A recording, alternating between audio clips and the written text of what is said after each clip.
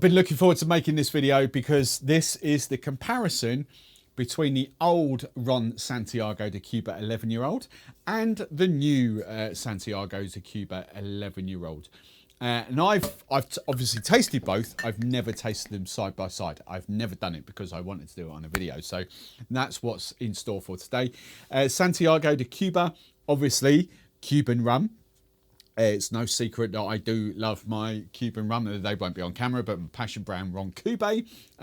I first became aware of Santiago de Cuba because the UK importer, JBE John Brown Everett, imported Cube. Cube and Santiago were his brands. However, we know Diageo got involved. I forget when it was either 2019 or 2020. I think it was pre-COVID slightly. So JBE John kind of parted ways with Santiago. They went down the Diageo route. Diageo have kind of obviously spent the money, giving it a facelift. I mean, in all honesty, I love John. John's a good friend, but you know, in all honesty, sitting on the shelves, which one's going to sell more? It's blatantly obvious which one's going to sell more. So Diageo, for the brand, for the rum itself, have done a good thing. But you know, they are multi-billion pound business, worldwide business. You know, there is no way that old Santiago with JBE were ever going to get to this point. But obviously, and I'm assuming they've changed the rum. I can see, again, this would be the first time I've actually done that side by side, the colours. It's a very different rum, obviously, in colour. So it's going to be interesting kind of tasting. Now, Santiago de Cuba, obviously, as I say, Cuban rum, 11-year-old. The only other thing I said, really, column still rum. What else can we tell you? Molasses.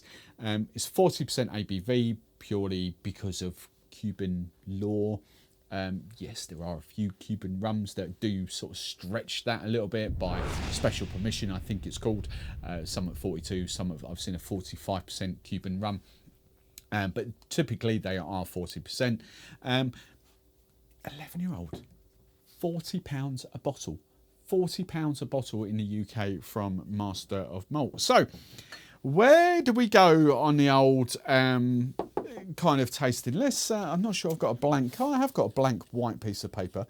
This might be able to kind of show you a little bit. So hopefully that'll come on the back there. Can you see the difference? So new and old. So you can kind of see that there are a few shades of brown difference between the two. So obviously the rum has changed slightly. On the tasting, this is the first time I do this. I mean, on the nose, I absolutely adore the old stuff. I really do. Chocolate, vanilla, raisin. There's that sort of woody barrel aging vibes which you'd hope for after 11 years.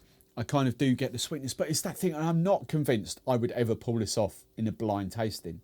But smelling that, it does really ring true for that Cuban style of rums. And that's probably because I do drink more Cuban style of rums than anything, because of Ron Cube, because of actually this, because of Bacardi 8-year-old. I know that's Puerto Rican. And also I use Havana quite a lot on Cocktail Masterclass, so I am more used to that Cuban column style of rum. But that's what it smells like on the aromas. It's an inviting, different smell without it being too alcoholic. Now, on the nose of the new 11-year-old is like chalk and cheese. They are different rums. They are 100% completely different rums. I don't know how. I don't know what process, I don't know additives or anything like that. Cuban rums, I think, can't have additives. I think there's some sort of law in their Cuban rum GI that they can't, but it's completely, utterly different. It's more tropical fruit vibes. I still would smell this and think of it as a column still rum. It doesn't really bring me back to what I'm used to with Ron Cube, for instance. I'm just going to use Ron Cube as the benchmark. If I'm drinking Ron Cube and I think that is a Cuban rum, that's what that Santiago 11-year-old reminds me of. This doesn't. This actually reminds me more of the Bacardi vibes. And while they are very similar, again, when you go down to that granular depth, they are very, very different. And I mean, the one big note that comes off that is pineapple.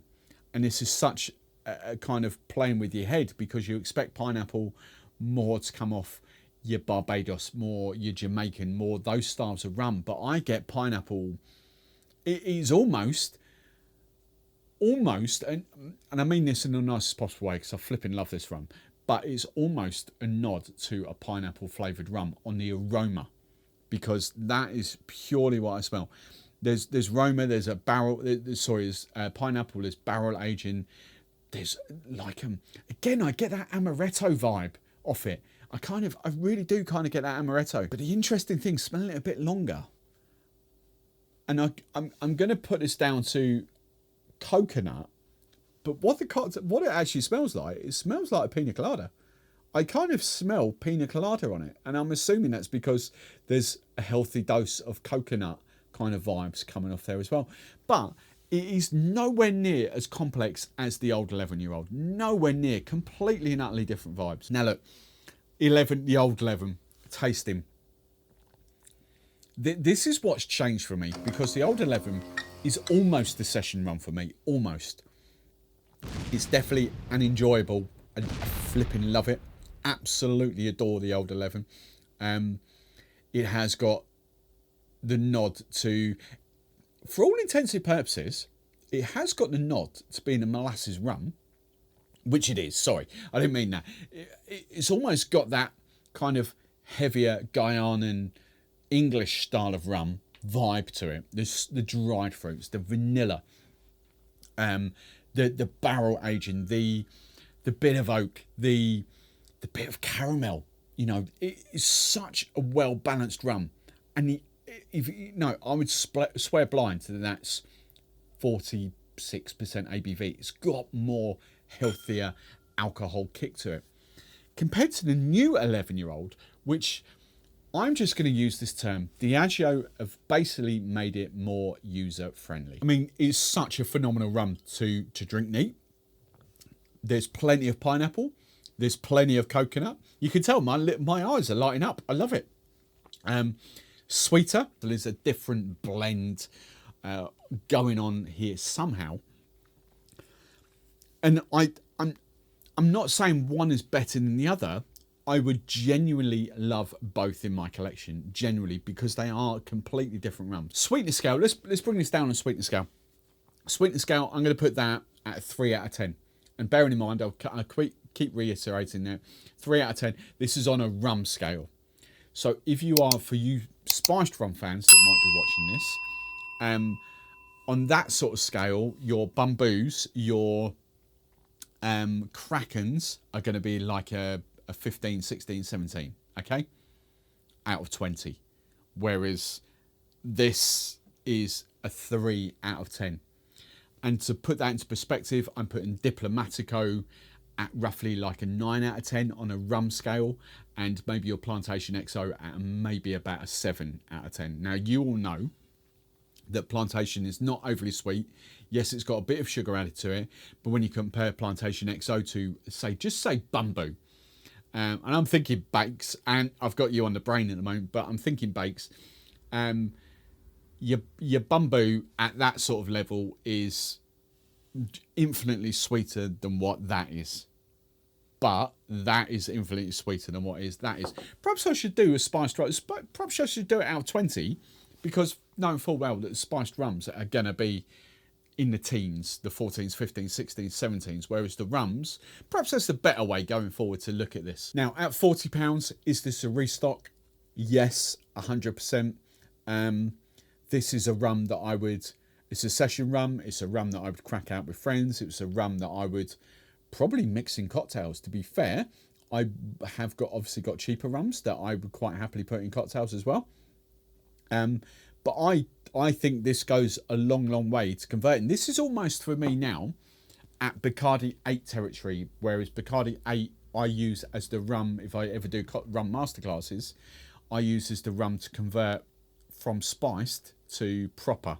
I think now potentially the new Santiago 11 is that rum.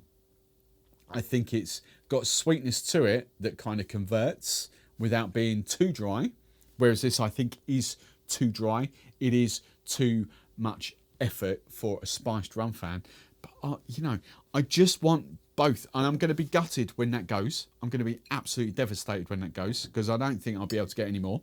And if any of you see it at auction, give me a shout. And if you do, I don't do auctions, but I'll quite happily pay for a bottle of that, because I really do like it. That Old 11 still, for me, is one of the better sipping rums that I have behind me. But I'm going to put that. And the only reason I don't shout about it is because you can't buy it anymore. But I'm going to put that easily in my top 5 sipping rums that I've got behind this bar. Easily, by a landslide. This is a fantastic sipping rum. It is absolutely fantastic. But I think there's just too much sweetness in it for me to have 2 or 3 glasses in a night. Or no, it's probably 3 or 4 glasses. But do not let that detract you, because that, I'm giving it a strong 8 out of 10. I do love it. I do love it. That I'm giving a strong 9.5 out of 10. Is that good for me, the old? If you find the Old 11, you grab a bottle. If you can compare them, if any of you, right, here's the question for the comments. If any of you have got the old and the new, dive into the comments below and let me know.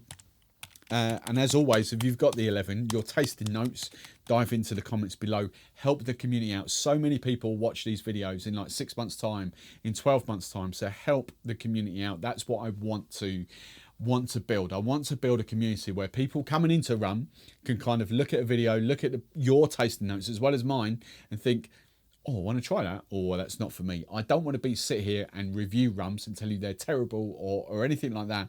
I want to build a comprehensive, collaborative kind of effort into tasting rums.